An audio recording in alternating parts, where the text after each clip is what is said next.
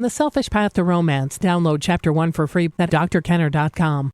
Here is an email from Cheryl, a question she asked. Now, Cheryl is a very young woman. She's a 15-year-old, and she's been through a lot. She is torturing herself for the last 3 years.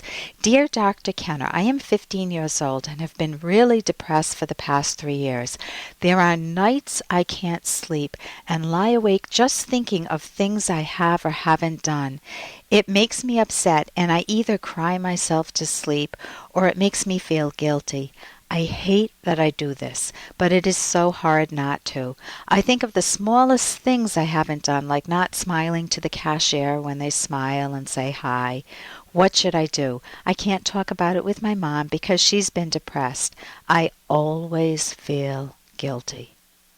My mom would say that that's stupid and I'm crazy and for me to just get over it. Can you help? Cheryl. Cheryl, this brings up a really important point, which is that if you have unrealistic standards for yourself, such as I have to please everyone and be happy all the time, where if you're pleasing everyone else, guess who you might not be pleasing? Yourself. If you feel like you always have to please everyone, smile at everyone when they smile at you, and feel what they want you to feel and do what they want you to do, that is a very unrealistic standard for yourself, and it'll keep you feeling chronically guilty.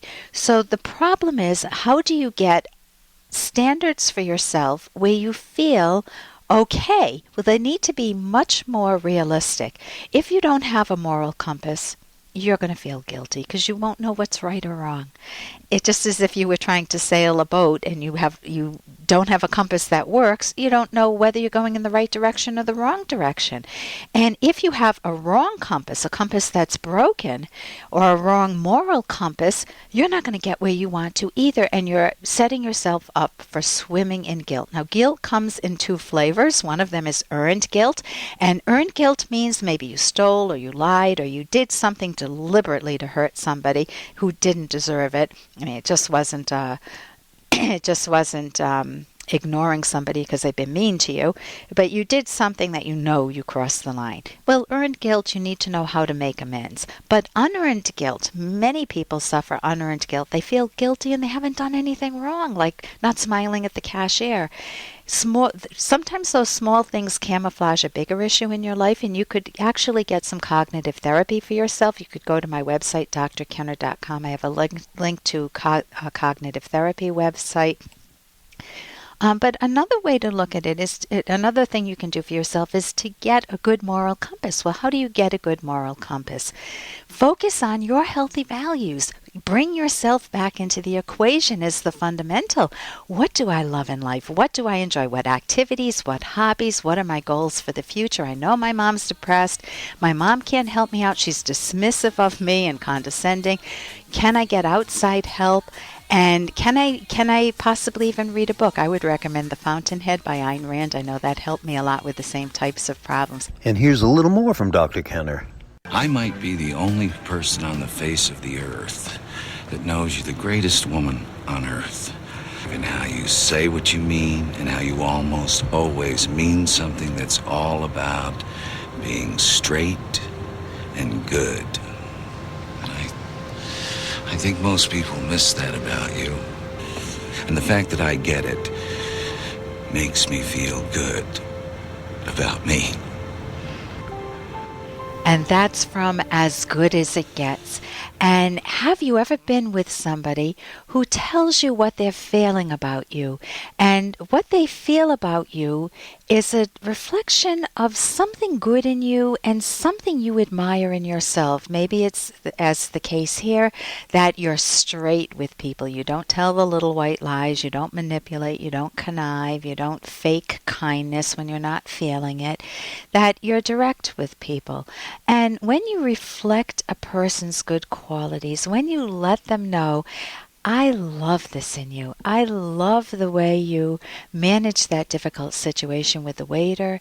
I love that you managed that difficulty with your son. You handled him so sweetly, and he was really upset. When you reflect someone else's good qualities, you're also reflecting your own good qualities, because it says that you're the type of person that can admire the good in people, and you can name it specifically to yourself and to that other person. And what a lovely quality to give yourself. We all love people in our life who recognize the good in us, and the people who when we reciprocate, they value us too. Maybe you feel like sex has gone out the window and you don't know how to reconnect again. You have many hurts that have built up over a long time. What do? Do you just grin and bear it and continue in the relationship that way?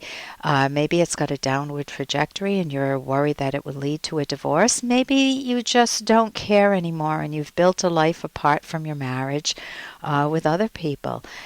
I've written a book with my co-author, Ed Locke, and it's called The Selfish Path to Romance. And we talk about how to keep a romance going over many, many years, how to make yourself lovable, how to choose the right person, how to learn conflict resolution, how to communicate well, how to let each other know what you value in one another.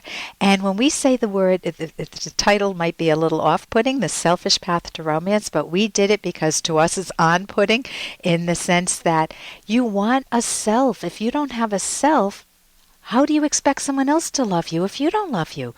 But you need to build character traits within yourself that are lovable. The honesty, being straight with people, really growing yourself, growing in a way that's healthy for you. For more Dr. Kenner podcast, go to drkenner.com.